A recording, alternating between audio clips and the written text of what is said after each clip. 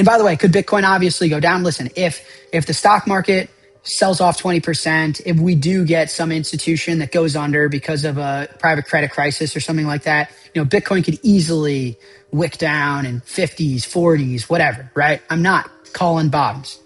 But what Bitcoin is probably, I told you guys, Bitcoin will lead you down because it's the only free market. It's telling you the truth. It was the first down.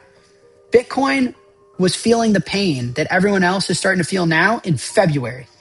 Tells you the truth. First mover. Actual smoke alarm indicator. And I can't tell yet, so don't hold me to it, but we'll keep checking on Bitcoin. I mean, it's healthily grinding its way higher amidst all of the problems that AI and equities and the Fed is starting to run into.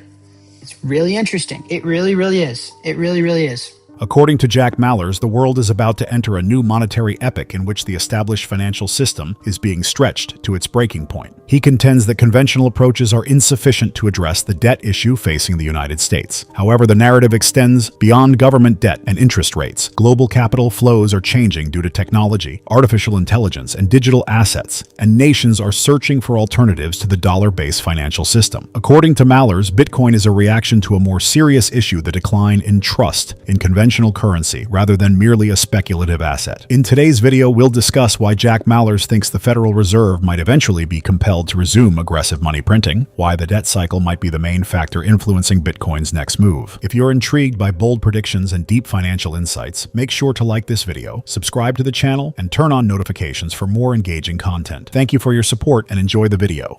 The biggest headline from last week is this Philly Fed Manufacturing Index. So here's a quick TLDR on this because I don't want this episode to drag too much. This thing never prints above 40. So as you can see, and I'll voice over for everybody that is listening through the podcast waves. The tweet reads, July Philadelphia Fed Manufacturing Index is up to plus 41.4 versus the plus 12.5 estimate and 10.3 prior. Highest headline reading since November 2021. We all knew back then what that was. That was the top tick of the Bitcoin market, with new orders surging to plus 37, shipments up to plus 33.7, and employment up to plus 10. So the point is, this thing's never above 40. Last time was during that peak COVID bonanza. And usually when this thing is at these levels, the Fed has to hike rates. And so this chart was posted by Luke. This is the US 10-year yield charted over this Philly Fed manufacturing index.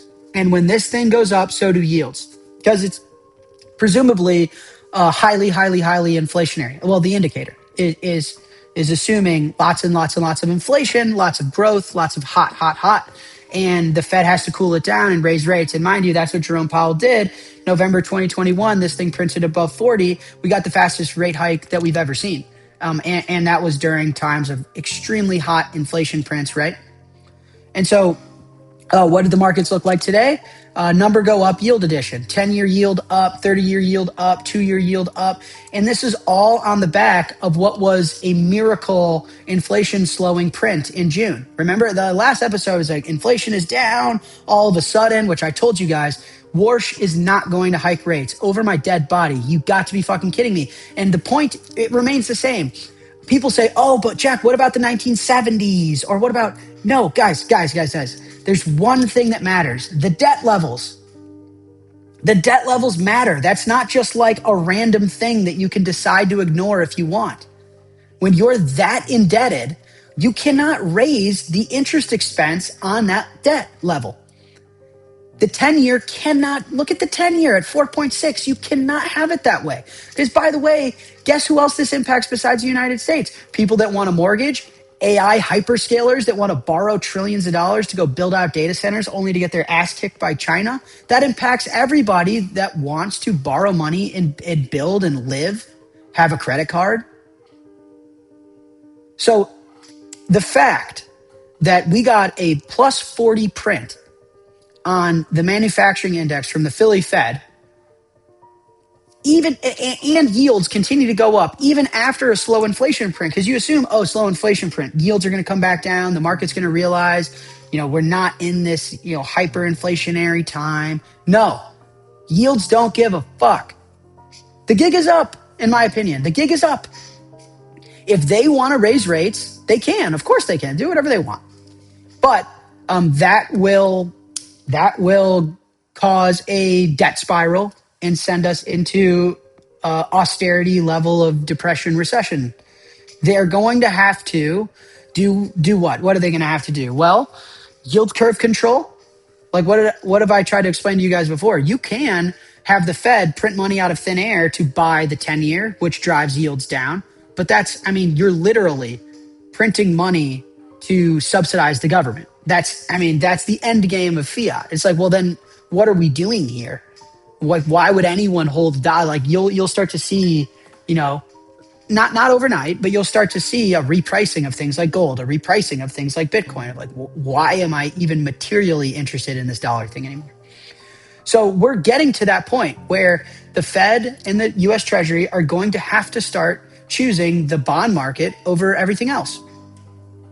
But I thought this was awesome. Cool. Philadelphia Fed printed, 41.4. Never gets this high.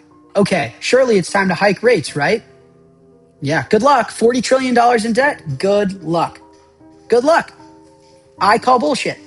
And this could be what Bitcoin is smelling. Why is Bitcoin at 65K? I don't know. Could it be that all of the AI capital is starting to realize no one's getting paid back and China is a legitimate competitor that no one factored in? If China's going to be open sourcing all this shit, how's anyone going to get paid back? Whoops. And that also the Fed is caught in a pickle and is going to have to address all the yields that continue to rise. Now, is it going to be deliberate yield curve control, or are they going to do a round sly about way? They're going to launch the ABCDEFG program or whatever, all these acronyms. I don't know. And by the way, could Bitcoin obviously go down? Listen, if the stock market sells off 20%, if we do get some institution that goes under because of a private credit crisis or something like that, Bitcoin could easily wick down in 50s, 40s, whatever, right? I'm not calling bottoms. But what Bitcoin is probably, I told you guys, Bitcoin will lead you down because it's the only free market. It's telling you the truth. It was the first down. Bitcoin was feeling the pain that everyone else is starting to feel now in February. Tells you the truth. First mover. Actual smoke alarm indicator. And I can't tell yet, so don't hold me to it, but we'll keep checking on Bitcoin. It's healthily grinding its way higher amidst all of the problems that AI and equities and the Fed is starting to run into.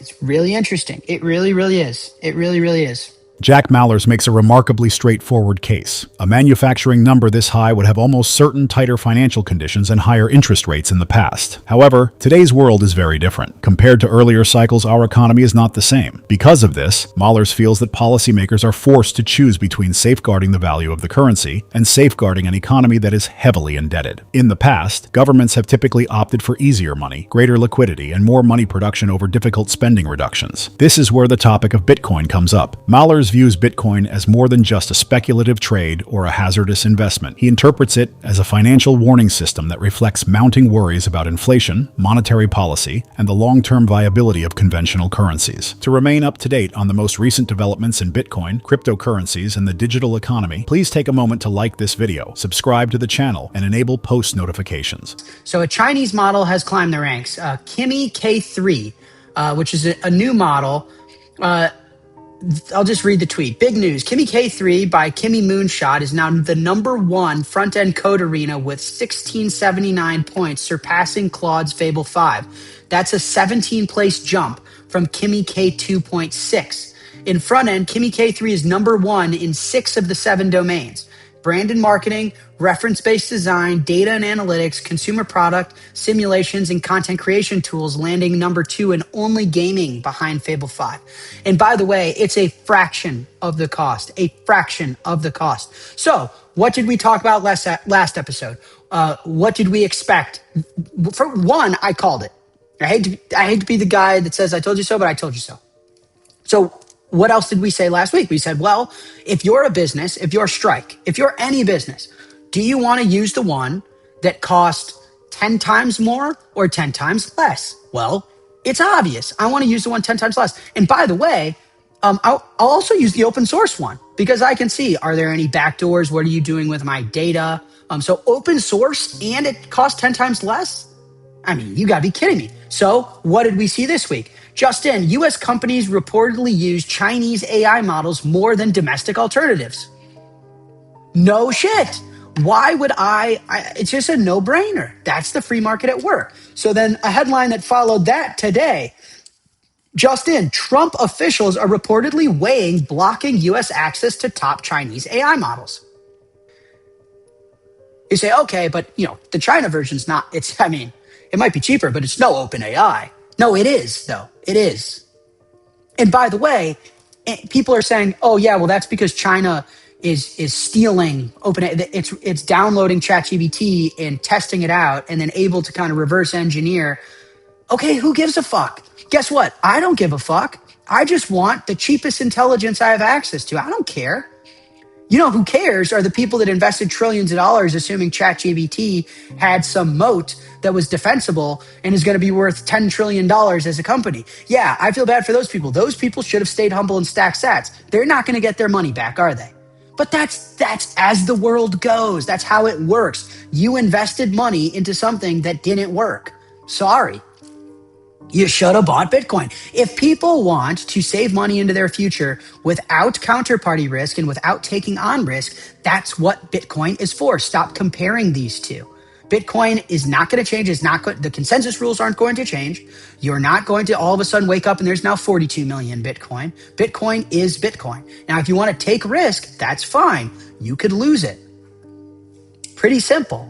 So now from David Sachs, basically admitting to everything that I've been saying. I'll read his tweet verbatim.